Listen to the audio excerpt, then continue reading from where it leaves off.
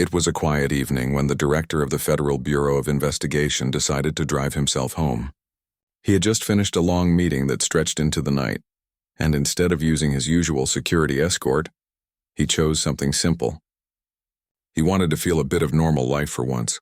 No flashing motorcade, no radio calls, no one following. Just him, his car, and a silent road ahead. The city lights faded behind him as he turned onto a calm suburban route. It was one of those peaceful drives where the sound of tires on the road feels almost comforting. His phone was off, his mind still replaying the discussions from earlier. He was thinking about reforms, about how to make law enforcement more transparent, more fair. The irony of what was about to happen never crossed his mind. A few miles down, red and blue lights suddenly lit up the rear window. He glanced into the mirror, a bit puzzled. He was well within the speed limit. No sudden turns, no broken lights. Still, the patrol car behind him kept flashing. With a sigh, he signaled and gently pulled over. He didn't think much of it. Maybe a random check, maybe a mix-up. He rolled down his window halfway and waited calmly, keeping both hands visible on the steering wheel. Years of experience in law enforcement had taught him how these encounters should go, with calm, clarity, and mutual respect. But as the two officers approached, something felt different. Their walk wasn't cautious. It was aggressive. The one in front carried an attitude that could be felt even before he spoke. The other stayed close behind, hand resting on his holster. The director greeted them politely, asking if there was any problem. His tone was calm, his words measured. The officer in front didn't reply right away. Instead, he looked at the man behind the wheel with suspicion and said sharply, "Whose car is this?" The director blinked, a little surprised by the tone. "It's mine," he replied simply. The officer's eyes narrowed. "You sure about that?" Before he could respond, the other officer stepped forward, shining a flashlight directly into his face. "Step out of the vehicle," he ordered. The director stayed still, not out of defiance but confusion. He asked, "May I know what this is about?" That question seemed to irritate them even more. The lead officer repeated the order, louder this time. "Out of the car now!" The director slowly unbuckled his seatbelt, keeping his movements visible.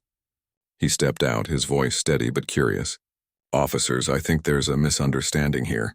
The first officer smirked. "We'll see about that."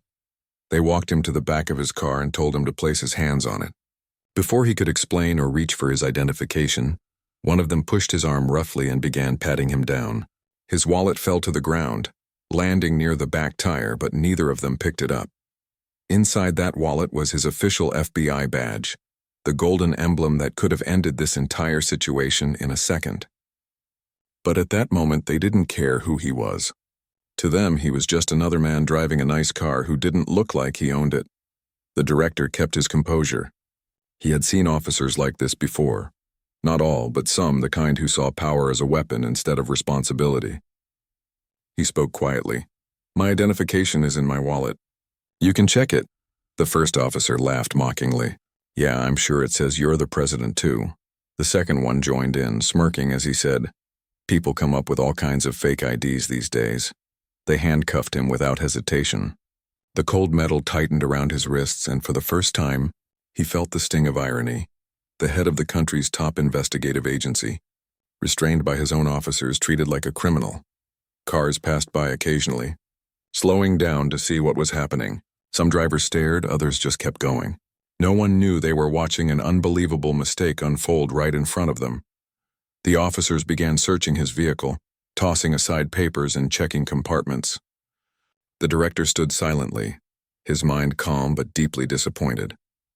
This wasn't anger, it was something deeper. Sadness that things like this still happened even now, even to him. He tried once more to speak. "If you just check my identification, you'll understand." But one of them interrupted sharply. "Quiet, you can explain that downtown." The director looked down at the ground, breathing slowly. He could hear the faint buzz of insects in the grass by the roadside, the sound of another patrol car passing nearby. Everything felt slower, heavier. The younger officer finally noticed the wallet on the ground but didn't bother to open it. He kicked it aside slightly as he continued inspecting the car.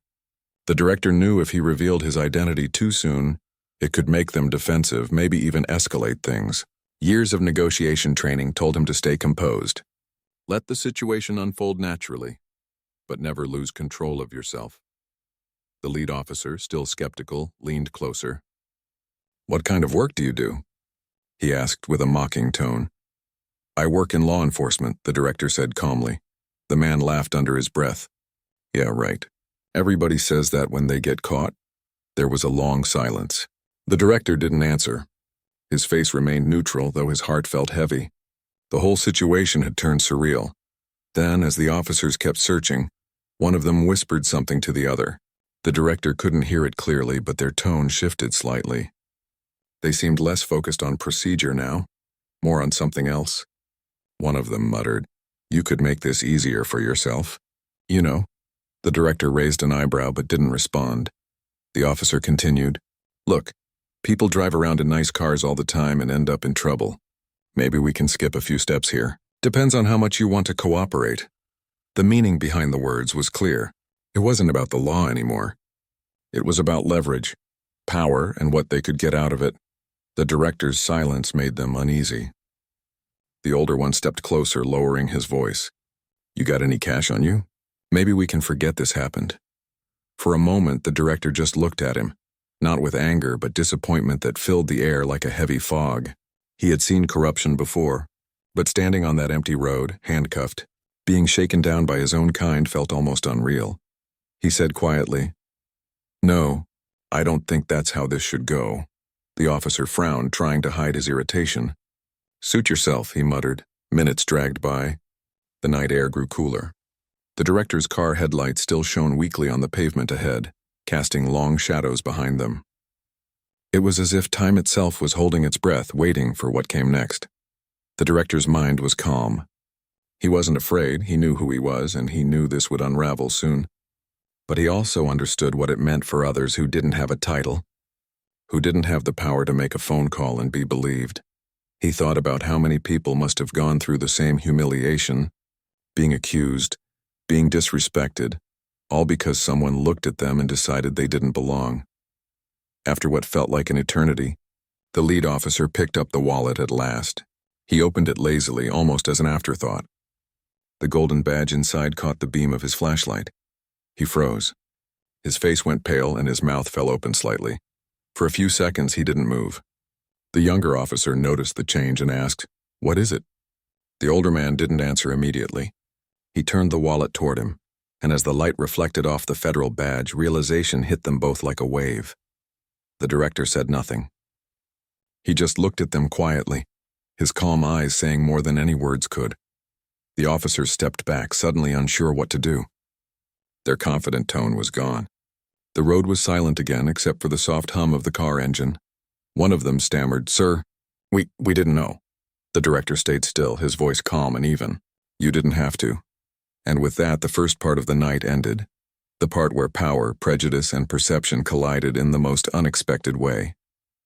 What came next would shake their entire department and start a storm they could never have imagined. The road was silent after that moment of shock. The older officer still held the wallet, staring at the badge inside as if it might vanish if he blinked. The younger one looked frozen, his face caught somewhere between disbelief and fear. The director didn't speak. He didn't need to. His calm silence said everything they didn't want to hear. Seconds passed, but they felt long. The flashlight trembled slightly in the younger officer's hand. The older one cleared his throat, trying to steady his voice, but it cracked anyway when he said, "Sir, we didn't realize who you were." The director looked at him, his expression unreadable. "You didn't ask," he replied softly. That quiet answer cut deeper than anger could. The older officer tried to explain, searching for words that didn't exist. "It's just that we thought." He stopped because nothing he could say would sound right now. The younger officer quickly uncuffed him, his hand shaking as he fumbled with the key. "We're very sorry, sir," he mumbled, his eyes fixed on the ground. The director flexed his wrists slowly, feeling the sting where the cuffs had pressed into his skin. He picked up his wallet himself and placed it back into his pocket. "You can stop the search," he said quietly. His tone was calm, but his presence now carried a weight they could feel. The older officer nodded quickly and motioned to his partner. They backed away from the car, suddenly unsure of what to do next. The director didn't raise his voice or show anger. He simply stood there, straight-backed and quiet, letting the silence speak. Then he asked one simple question. "Do you treat everyone like this?" The younger one didn't answer. The older one swallowed hard and said, "No, sir. We just thought you might have been someone who didn't belong in a car like this." The director interrupted gently, his voice calm but sharp. The officer froze. The question hung in the air like a mirror, forcing them to look at their own reflection. The younger one opened his mouth, but no words came out. The director sighed softly. "That's what I thought." He turned slightly, looking down the road where distant streetlights flickered. The sound of crickets filled the night again, like the world had started breathing after holding its breath too long. Then, from the radio clipped to the older officer's shoulder, a voice came through. "Unit 47 confirmed status on that stop." The officer hesitated, then pressed the button. Situation under control. False alarm." But the director spoke before he could finish. "No. Report exactly what happened." The officer's face turned pale. "Sir, Report it," the director repeated, his tone still calm but firm. The older man looked trapped. He pressed the button again and said in a low voice, "We made a mistaken identification. Subject is federal law enforcement." The voice on the radio paused. "Repeat that?" The officer hesitated. "Subject is the FBI director." The silence that followed was thick enough to touch. Then came the response. A shocked voice that said, "Stand by." The officers exchanged nervous glances.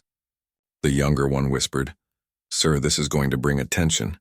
Can we just do what you're supposed to do?" the director said quietly. "Follow your procedure." He didn't want chaos or special treatment. What he wanted was accountability, even in this small moment. Within a few minutes, the sound of distant sirens echoed faintly in the background. More patrol cars were heading their way. The two officers shifted uncomfortably, knowing what was coming. The director stood calmly beside his car, his arms folded, watching the headlights grow brighter as backup approached. When the new units arrived, the scene changed instantly. The supervising officer, a tall man with a commanding voice, stepped out of his car looking confused. But the confusion vanished when he saw who was standing there. His eyes widened. "Sir, Director," he stammered. I wasn't aware." The director raised a hand gently to stop him. "Let's not make this about titles," he said quietly. "Let's talk about behavior." The supervising officer looked at his two subordinates, who now stood stiffly, eyes down. "What happened here?" he demanded. Neither of them could answer properly. The younger one mumbled, "We thought the car was stolen." The director asked calmly, "Did you run the plates?" They didn't answer. The silence was enough. The supervising officer's jaw tightened. "You didn't even check?" The director could see the man's frustration, but he didn't want this to turn into a shouting match. That wouldn't help anyone. Instead, he said quietly, "This isn't just about me. This is about how you handle the people you're supposed to protect." The supervisor nodded slowly, realizing the weight of what was happening. "Sir, I assure you this will be addressed immediately." "I'm sure it will," the director replied. "But make sure it's addressed for everyone, not just because I wear a badge." Those words landed hard. The older officer looked like he wanted to apologize, but the director wasn't looking for that. He wasn't looking for excuses or pity. He wanted change, not for himself but for the next person who might not be able to defend themselves so easily. As the supervising officer ordered his team to stand aside, the director leaned against his car for a moment, feeling the weight of the night settle in. He wasn't angry, not outwardly, but inside, he felt something he hadn't felt in years. Disappointment that ran deep. He had spent his career trying to build trust between law enforcement and the public, to teach respect, fairness, and restraint. And now, standing on the side of the road in the dark, he saw just how fragile that trust could be. The supervisor approached him again. "Sir, would you like me to file a report?" The director nodded. "Yes, every detail. Don't leave anything out." The supervisor hesitated. "And the footage?" The director looked toward the patrol car. "You have dash cameras?" "Yes, sir," the supervisor said. "Good, keep it secure. No one touches it until Federal Internal Affairs arrives." The supervisor nodded quickly. The two officers who had stopped him stood silently, their faces pale. They knew the cameras had captured everything. The words, the tone, the way they had treated him before they knew who he was. The director turned to them one last time. His voice was calm, but every word carried weight. You thought I was someone you could intimidate. Someone without power? But what happens when you meet someone who doesn't have a badge to protect them? The younger officer opened his mouth to answer, but nothing came out. The director stepped closer, lowering his voice. That's the question you should ask yourselves every single day. Then he walked back to his car. He sat inside for a moment. The door still open, the cool night air brushing against his face. He could hear the quiet murmurs of the officers behind him, the rustle of radios, the soft hum of engines. When he finally started the car, he didn't speed off. He sat there for a few seconds, watching the flashing lights reflect on his windshield. He wasn't thinking about punishment or revenge. He was thinking about responsibility, the kind that comes from knowing you can't fix a problem by hiding it. As he pulled away from the curb, the supervisor stood by, saluting out of respect. The director nodded once and drove into the darkness, his headlights stretching far down the empty road. Behind him, the two officers stood motionless, the reality of what had just happened settling in. They knew this night would follow them for a long time, not just because they had arrested the FBI director, but because they had been forced to see themselves clearly for the first time. Inside the car, the director drove quietly, his hand steady on the wheel. He wasn't thinking about his own embarrassment or how the story would spread. He was thinking about how many people had probably faced similar treatment, people who didn't have cameras recording, or someone powerful to speak for them. He realized that this moment wasn't an accident. It was a reflection, a reminder that even the highest authority wasn't immune to injustice when perception took over truth. The night seemed endless as he drove through the quiet streets, but something in him had shifted. This wasn't just a personal experience anymore. It was a lesson, one that needed to be shared, one that needed to start conversations no one wanted to have. By the time he reached home, the weight of the night still sat on his shoulders, but so did a quiet determination. He knew what he had to do next, not to expose, not to humiliate, but to fix. And as he turned off the car and stepped into the silence of his driveway, he whispered softly to himself, "Tomorrow, we start changing this." He didn't know then that by morning, the story would already be spreading, and by the end of the week, it would shake every corner of the country's law enforcement system. The next morning began quietly. The sun had barely risen when the director sat in his kitchen, staring at a cup of untouched coffee. The events of the night before replayed in his mind again and again, the flashing lights, the shouting, the cold handcuffs, and the sudden silence when they realized who he was. He wasn't thinking about revenge. He wasn't even angry. What stayed with him most was the way those officers had looked at him before they knew his title, the certainty in their eyes that they could treat him however they wanted. That look didn't come from one bad decision. It came from a broken system, one that allowed arrogance to replace duty. He picked up his phone and called his deputy. The man on the other end answered with surprise. "Sir, it's barely 6. Is everything all right?" The director took a slow breath. "I need you to arrange a meeting with Internal Affairs, quietly, and pull the body cam and dash cam footage from the county department where I was stopped." There was a pause. "Understood. Should I alert the Attorney General?" "Not yet," the director said. "Let's confirm what we already know first." He ended the call and sat back. The house was still, but his mind was racing. He wasn't just thinking about what happened to him. He was thinking about what it revealed. The training, the culture, the silence that allowed behavior like that to continue unchallenged. By mid-morning, the footage was in his hands. He sat in his office, blinds drawn, watching the screen. He didn't flinch. The video showed everything. The flashing lights, the raised voices, the harsh tone, the way they ignored his calm explanations. It was all there. He could almost feel again the cold metal of the cuffs pressing against his wrists. But what struck him most was how ordinary it looked. There was nothing cinematic about it. It was just two men acting with misplaced confidence, certain that they could do no wrong. And that was the real problem, the normalcy of it. When the clip ended, he sat in silence for a while. He thought about how many people had experienced the same humiliation without anyone ever seeing it. Then he called his deputy back. Send the footage to the Department of Justice, he said, and make sure it's logged officially. The deputy hesitated. Sir, that means it becomes part of the public record. Reporters will find it. I know, the director replied softly. Maybe it's time they did. That afternoon, word began to spread inside the agency. It started as whispers, a rumor that something had happened to the director during a traffic stop. By evening, people in the higher offices already knew the story was real. Some couldn't believe it. Others weren't surprised at all.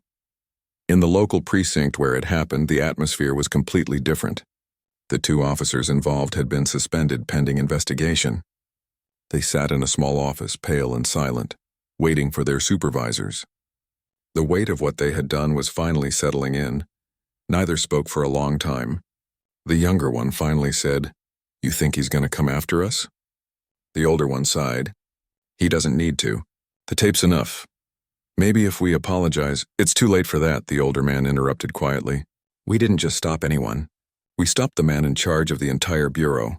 There was no anger in his voice now, only regret.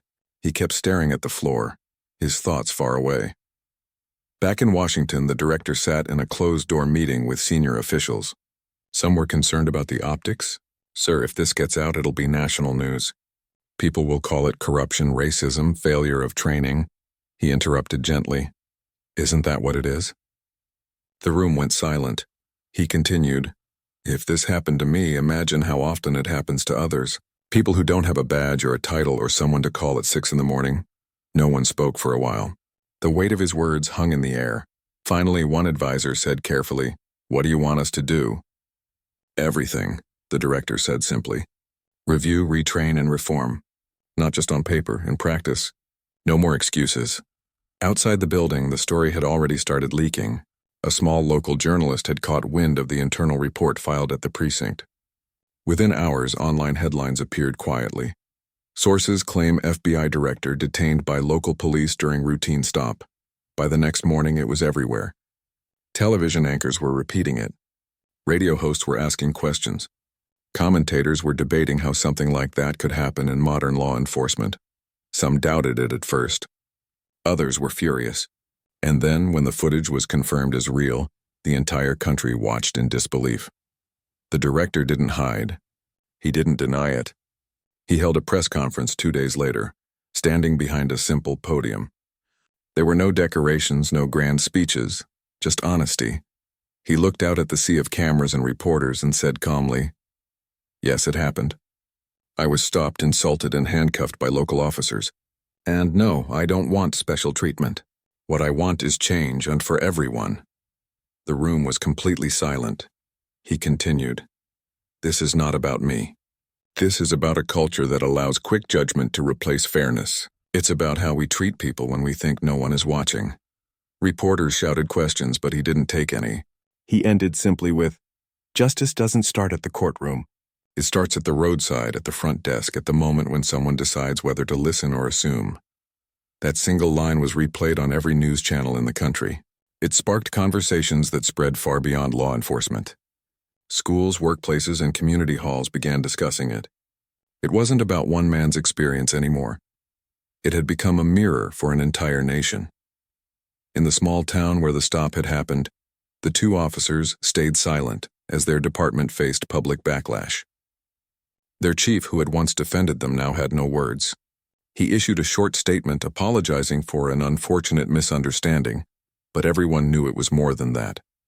Meanwhile, in the Capitol, the director refused to let the issue fade with time. He met with policy advisors, training specialists, and community representatives. "We can't keep fixing things after they break," he said in one meeting.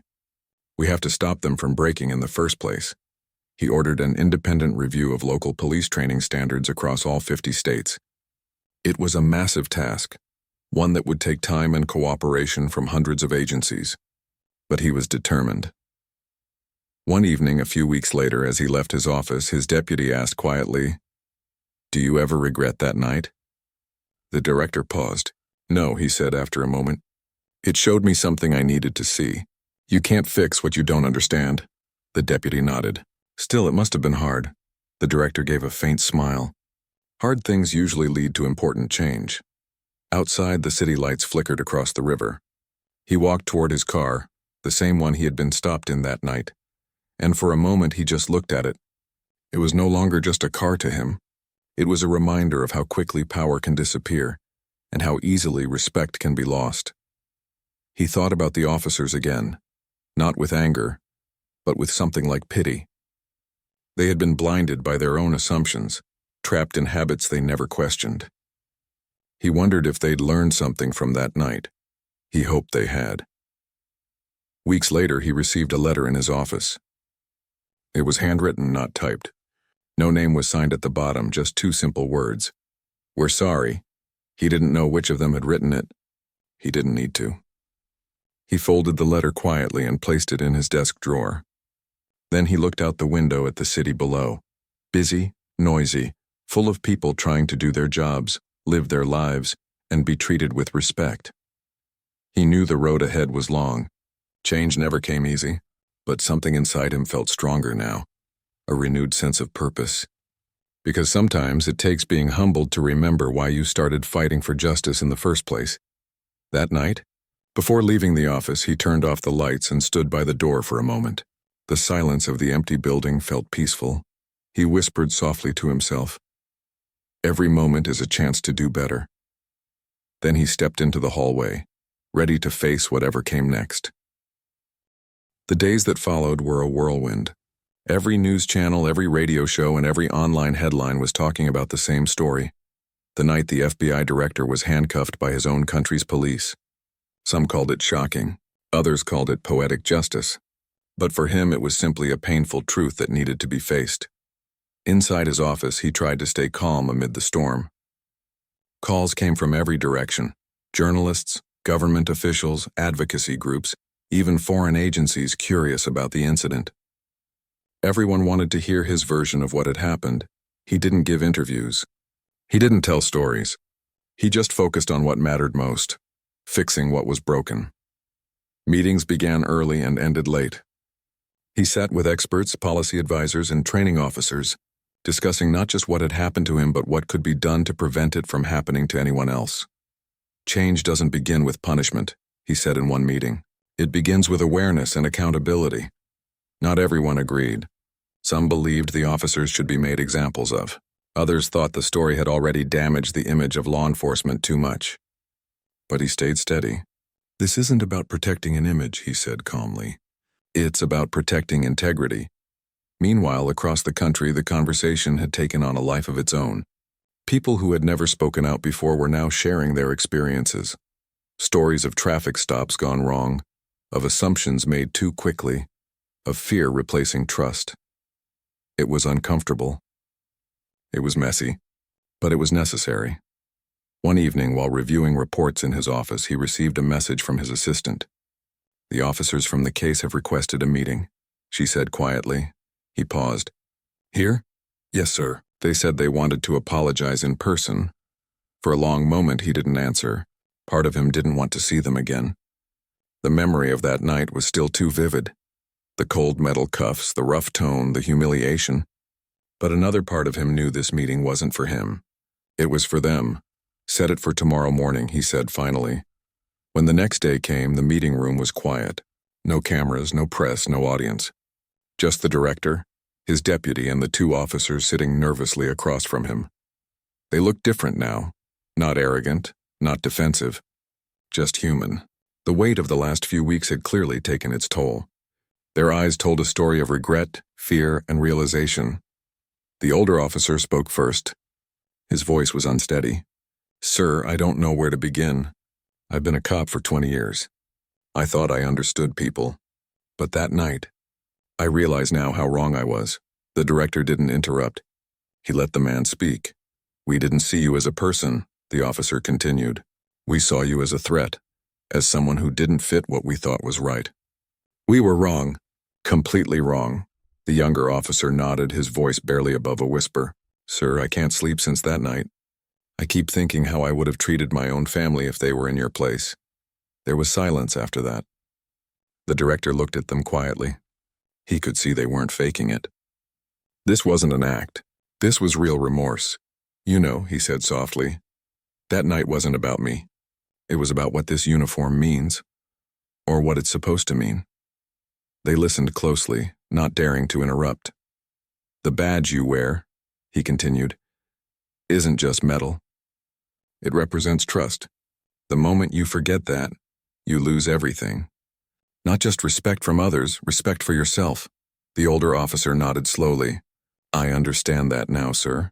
The director sighed and leaned back slightly. Good, because understanding is the first step. But it's not enough. You both have to do something with it. Teach others. Change how you lead. They both looked surprised. One of them asked quietly, You're not asking for us to be fired? I don't believe in destruction when education can build something better, he said calmly. But accountability must still happen. You'll go through full disciplinary review, and if you're reinstated, you'll spend your time training new recruits, teaching them how not to repeat your mistakes. Tears welled up in the younger officer's eyes. Thank you, sir, he whispered. Don't thank me, the director replied softly. Earn it. The meeting ended quietly. As the officers left, they turned once more, giving him a small nod. Not out of formality, but out of something deeper. Respect. After they left, his deputy turned to him. You could have ended their careers, he said. The director nodded. Yes, but ending them wouldn't end the problem. For the first time in weeks, he felt a sense of calm. Change wasn't about headlines or punishment. It was about transformation, one person at a time. That evening, as he drove home, the city felt different. The air was cool, the traffic light, the streets calm. He passed by people walking their dogs, teenagers laughing outside a cafe, an elderly couple crossing the road. Normal life. The kind of peace everyone deserved to live without fear. He thought about how easily that peace could be taken away, sometimes in just a few seconds. And he thought about how easily it could be restored, with understanding, humility, and courage. At home, he turned on the television.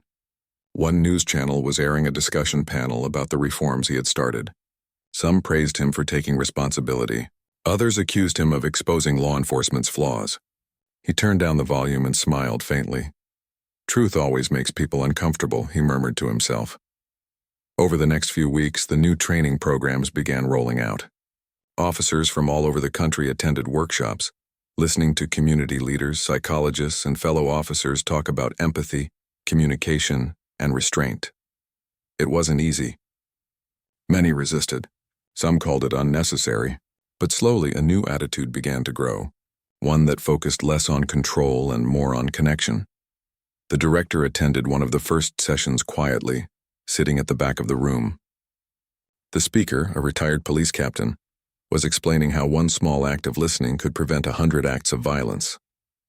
The words resonated deeply with him. After the session ended, a young officer approached him nervously. Sir, he said, I just wanted to say, I saw the video from that night.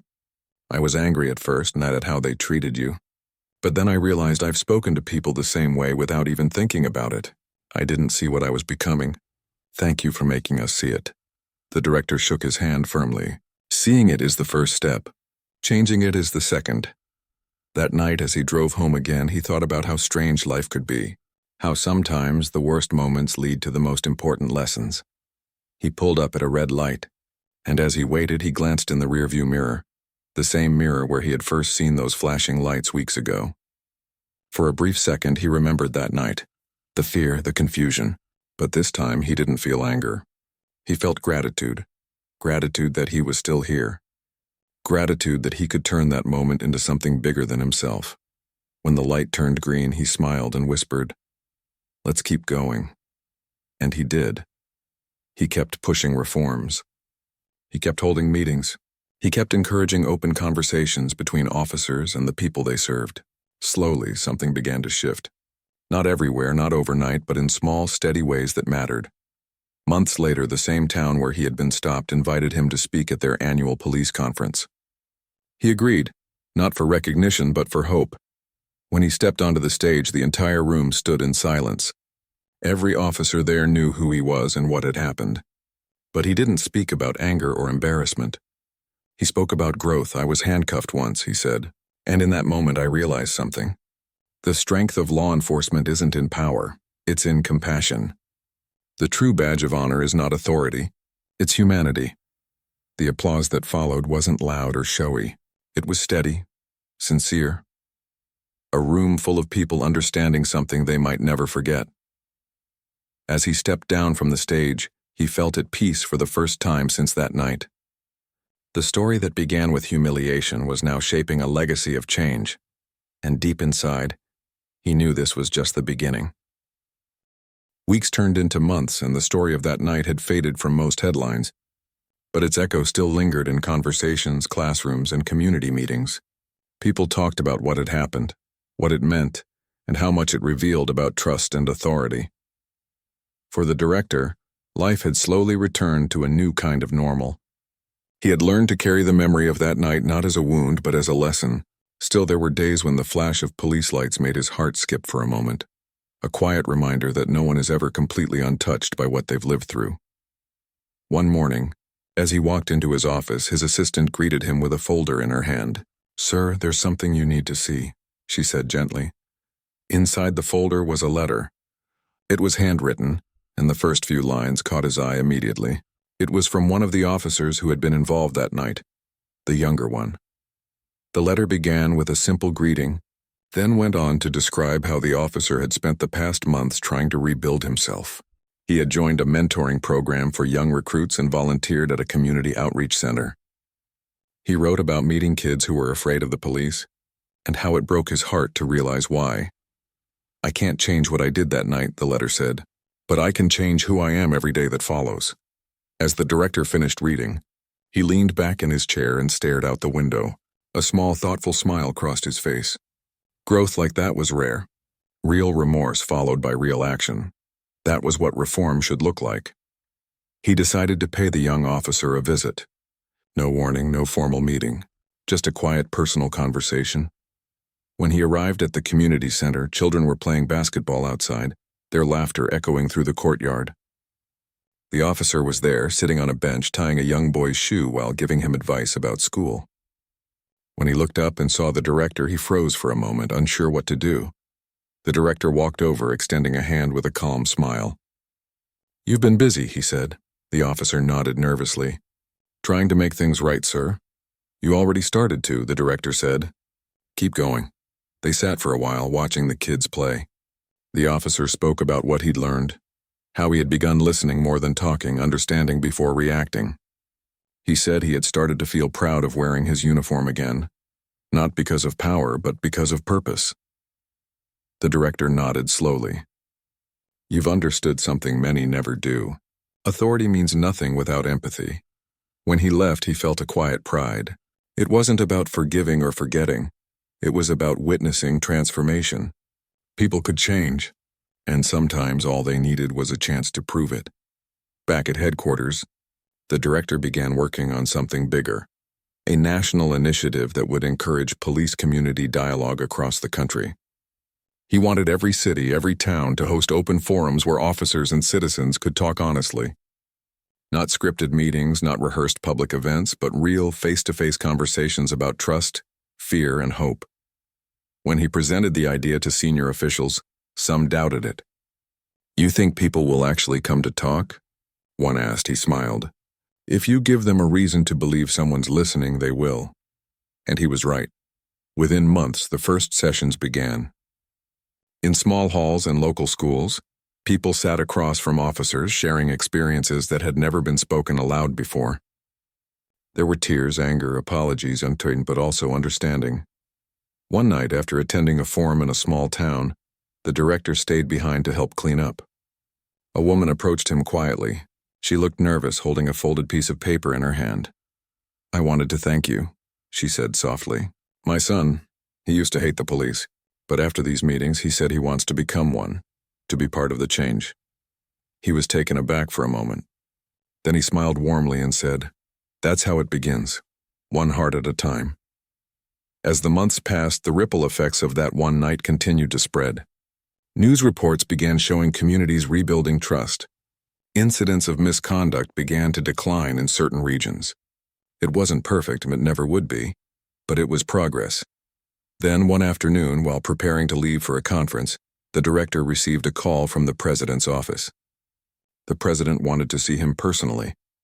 When he arrived at the White House, he was led into a private meeting room. The president greeted him with a firm handshake. "You've turned something painful into something powerful," he said. The country noticed. The director smiled humbly. "I just did what anyone in my position should do." "Not everyone would have handled it that way," the president replied. "Some would have hidden it, denied it, or turned it into a scandal. You turned it into hope." The president then told him the government had decided to expand his community dialogue initiative nationwide, backed with full federal support. "This will become part of our national law enforcement reform program," the president said. "You started something historic." For a moment, the director didn't speak. He thought about how strange life was, how a night that began with fear and humiliation had led to this. He wasn't proud of what had happened, but he was proud of what had come from it. As he left the White House, reporters called his name, asking questions, shouting for statements. He just smiled, gave a brief wave, and walked quietly to his car. Driving home that evening, he passed by the same road where the incident had happened months ago. The streetlights glowed softly and the city seemed calm. He slowed down and pulled over for a moment, looking out at the quiet road. He remembered the flashing lights, the shouts, the fear, all of it. But he also remembered what came after, the lessons, the apologies, the change. He whispered softly, "Everything happens for a reason." Just then, a police cruiser drove by. The officer inside recognized him and slowed down. He rolled down the window and called out, "Evening, sir." "Good to see you again." The director smiled, waving back. "Good evening, officer. Stay safe." As the cruiser drove off, he couldn't help but notice how different that small exchange felt compared to before. Respect had replaced suspicion. Understanding had replaced fear. The next day, he returned to the office to find an envelope on his desk. It was from the police department where the incident had occurred. Inside was a simple note signed by dozens of officers. It read, "Thank you for showing us what leadership looks like. You turned our mistake into a lesson for a generation." He read the note twice, quietly folding it and placing it in his drawer. He didn't need recognition, but that letter meant something. It meant the message had reached where it needed to go. Later that evening, he sat in his office alone, watching the sunset through the window. The sky was painted in shades of orange and gold, the kind of beauty that only appeared at the end of a long day. He thought about the people he had met since that night, the officers who had changed, the citizens who had spoken up, the children who now saw hope instead of fear. For the first time in a long while, he felt a deep peace. Not the kind that comes from success or praise, but the kind that comes from knowing you've done something that truly mattered. He closed his eyes and whispered. Maybe that night was never about punishment. Maybe it was about awakening. Outside, the city lights began to glow one by one as if agreeing with him. The hum of cars, the distant laughter of people, the rhythm of life, everything felt connected again. And as he sat there, the director knew that his journey wasn't over yet. The road ahead would still have challenges, but he was ready for them. Because now he wasn't just leading an agency. He was leading a change, one that would last long after he was gone. That night, as he walked out of the building and looked up at the stars, he smiled quietly to himself. The world had a long way to go, but it was finally moving in the right direction. He whispered, "One step at a time. That's how change begins." And with that, he got into his car, started the engine, and drove into the calm night. Not as a man haunted by the past, but as someone who had found his purpose through it. The months rolled by and seasons quietly changed. What had begun as a single painful night had now become a turning point for an entire nation. People had learned, reflected, and grown. Every day, the director watched as new training programs, open dialogues, and community partnerships continued to take shape. It wasn't just reform anymore, and it was renewal, but deep down he knew something important. Change was never permanent unless it lived inside people's hearts. You could pass all the laws and write all the rules, but without compassion, everything would fade again someday. That's why he kept reminding his team, this isn't about a system. It's about people. One afternoon, while reviewing reports in his office, he received an invitation. It was from a small town where one of the earliest community sessions had taken place. The local police department wanted him to attend a special event, a celebration of the first anniversary of their reform program. He decided to go quietly, without media attention or official ceremony. He wanted to see things as they really were, not through speeches or headlines, but through the eyes of ordinary people. When he arrived, the town felt warm and welcoming. Children were playing near the park, local shops were open, and the police station stood just across the street. He noticed something simple but powerful. Officers were walking among people, talking, laughing, helping an elderly man cross the road. The same uniforms that once caused fear were now symbols of comfort. As he stepped into the event hall, everyone stood and clapped. The chief of the department greeted him with a respectful handshake. "Sir, we wouldn't be here if it weren't for you," he said sincerely. The director smiled modestly. "No, you'd be here because you decided to change. The event wasn't grand, just a few speeches, some photos, and a table full of homemade food. But it felt honest. Officers shared stories of what they had learned over the past year. One talked about listening before reacting. Another said she had started attending local school meetings to build trust with students. Then a young boy took the stage. He couldn't have been older than 12. Holding a small paper in his hands, he said softly, "My dad is a police officer. Before, I used to be scared when he left for work. I thought people didn't like him. But now everyone waves to him. He says he feels proud again." There was a quiet pause, then a wave of applause filled the room. The director felt his throat tighten. It was one thing to change rules, another to change hearts. After the event, he walked outside, needing a moment of air. The sunset painted the sky in soft orange light. A woman approached him, holding a framed photograph. "Sir," she said, "I just wanted to thank you. My brother used to have a lot of fear around police, but now he volunteers at the station every weekend. He says they treat him like family." He looked at the photo, a smiling young man standing beside two officers. He nodded quietly. "That's what this was all for," he said. As he drove back to the city that evening, he reflected on how far everything had come. But he also knew that change had to keep moving forward. It couldn't stop with one generation. It needed to live in every new recruit, every new community, every new act of kindness. Back at headquarters, he began preparing to step down. His term as director was coming to an end. For years, he had led with a steady hand, through controversy and through calm. Now it was time to pass the torch. His staff was emotional when he told them. Some tried to convince him to stay longer, but he smiled gently and said, "A good leader knows when to lead, and when to let others grow." In his final weeks, he visited several field offices around the country. In each one, he met with officers not as their boss, but as a fellow human being. He thanked them for their service, listened to their stories, and reminded them that integrity was the most valuable weapon they had. At one station, an officer came forward and handed him a small metal badge polished to a shine. "Sir," he said, "this belonged to my grandfather. He was one of the first officers in our county. I want you to have it for what you've done for all of us." The director held the badge carefully. "I can't take this," he said. "You already have," the officer replied with a smile. "In spirit, you earned it." Later that night, as he packed up his office, he placed that badge in his desk drawer beside the letter he'd received months ago from the young officer, the one who had changed. Both items symbolized something far greater than any award ever could. They represented redemption, humility, and growth. The day of his retirement arrived quietly. There were no grand speeches, no flashing cameras, just a simple ceremony with the people who had walked beside him through every challenge. When it was his turn to speak, he looked around the room slowly. Some faces were new, others familiar. All carried the same determination he once felt. "I want to leave you with just one thought," he said softly. "Justice isn't only what we do in the line of duty. It's how we see the people we serve. If you can look at someone and see a person before you see a threat, you're already halfway to making this world better." There was silence for a moment, the kind that holds respect rather than absence. Then came the applause. After the ceremony, as he walked down the steps of the building for the last time, he felt an unexpected peace. He wasn't sad. He wasn't nostalgic. He was simply content. Outside, the air was crisp and the city buzzed with life. Cars passed, people talked, the world kept moving. He realized that was exactly how it should be.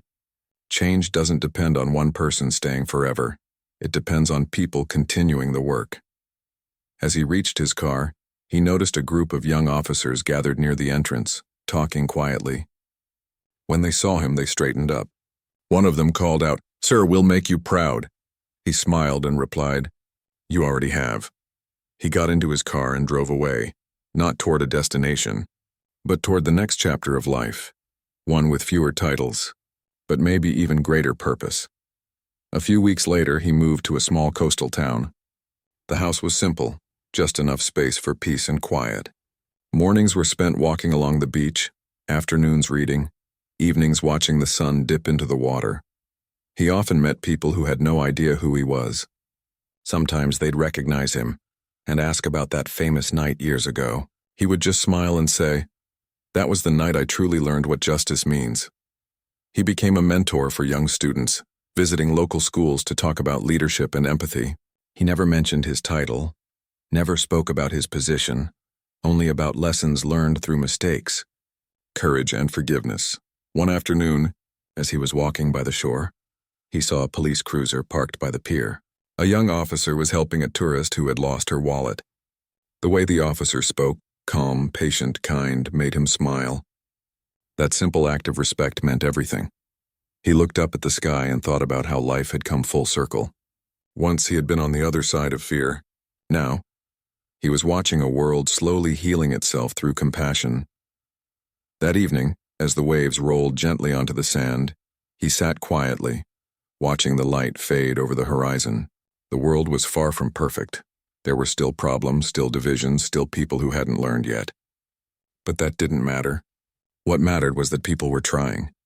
He whispered softly to himself, "Change isn't loud. It's steady," and in that calm moment, he realized that maybe that night, the night everything had fallen apart, had actually been the beginning of something far greater than he could have imagined.